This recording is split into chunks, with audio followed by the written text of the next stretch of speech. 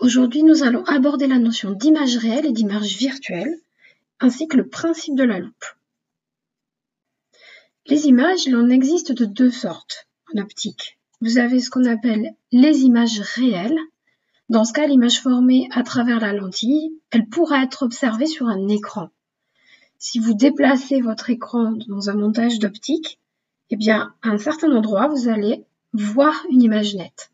Et donc, ce sera une image réelle. À l'inverse, l'image virtuelle, elle sera formée à travers la lentille, mais vous ne pourrez pas l'observer sur un écran. Et c'est le principe de la loupe. Comment savoir alors si les images formées sont réelles ou virtuelles? Eh bien, en fait, c'est très simple.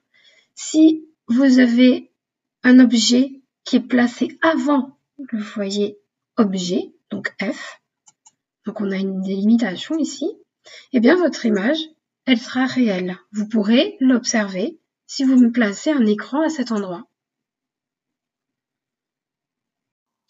Qu'en est-il si maintenant l'objet est placé après le foyer F? Eh bien, nous allons déjà dessiner l'image. Alors, pour cela, nous devons utiliser le rayon qui passe par B et qui est parallèle à l'axe optique, parce qu'on sait qu'à la sortie de la lentille, il va passer par le foyer image F'. Ensuite, n'oubliez pas, on prend un autre rayon qui passe par B, mais qui passe par le centre optique, parce qu'on sait que ce rayon-là ne sera pas dévié. Et enfin, on cherche l'intersection entre ces deux rayons. L'intersection, eh bien, vous allez la trouver à gauche sur le schéma, et vous aurez donc votre image A'B'. Cette image, elle est droite, elle est dans le même sens que l'objet, donc, et elle est agrandie. Et c'est bien le principe d'une loupe. Et dans ce cas, on dira que l'image, elle est virtuelle. Pour terminer, je vous propose un exercice d'optique sur la loupe. Alors, le sujet est: une philatéliste observe les détails d'un timbre à l'aide d'une loupe. La situation est schématisée ci-dessous. Alors, on vous demande de construire l'image de l'objet AB à travers cette lentille mince convergente. Alors là, il va falloir reprendre. Je vous invite à mettre la vidéo sur pause et à essayer de trouver seuls les rayons qu'il faut tracer.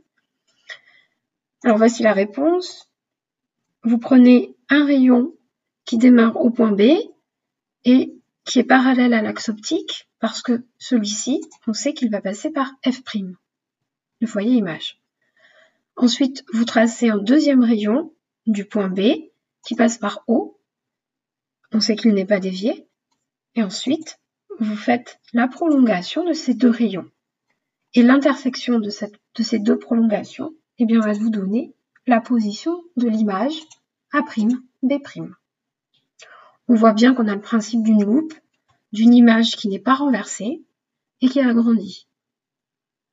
Ensuite, on vous demande si cette image est virtuelle ou réelle. Eh bien, vu que votre objet AB, il a été placé après le foyer F, eh bien, ce sera une image virtuelle. Ensuite, on vous demande de donner la distance focale de cette lentille. Alors, vous avez une échelle qui vous est donnée, ainsi donc un carreau pour 3 cm. Donc, OF va être égal à moins 5 fois 3, donc moins 15 cm. Et ça correspond bien à la distance focale. J'attire votre attention sur le signe, puisque on vous a orienté l'espace, donc de O vers F, vous êtes dans le sens négatif. Et enfin, on vous demande d'utiliser la relation de conjugaison pour trouver la position de l'image. Alors la position de l'image, il faut tout de suite comprendre sur le schéma, ça correspond à OA'. Et c'est notre inconnu. Ensuite, nous connaissons la longueur OA grâce à l'échelle, et en comptant le nombre de carreaux, on arrive à moins 9 cm. J'ai converti cette longueur en mètres.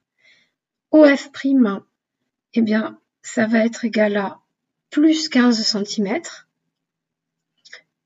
J'ai converti cette longueur en mètres. Et enfin, la relation de conjugaison, donc 1 sur OA' moins 1 sur OA, va être égal à 1 sur OF'. Ainsi, vous pouvez isoler 1 sur OA' et en déduire la longueur. Je vous laisse faire les calculs. Vous obtenez donc OA' égale moins 0,22 mètres, soit donc moins 22 cm. Voilà, c'est terminé pour cette vidéo. À bientôt!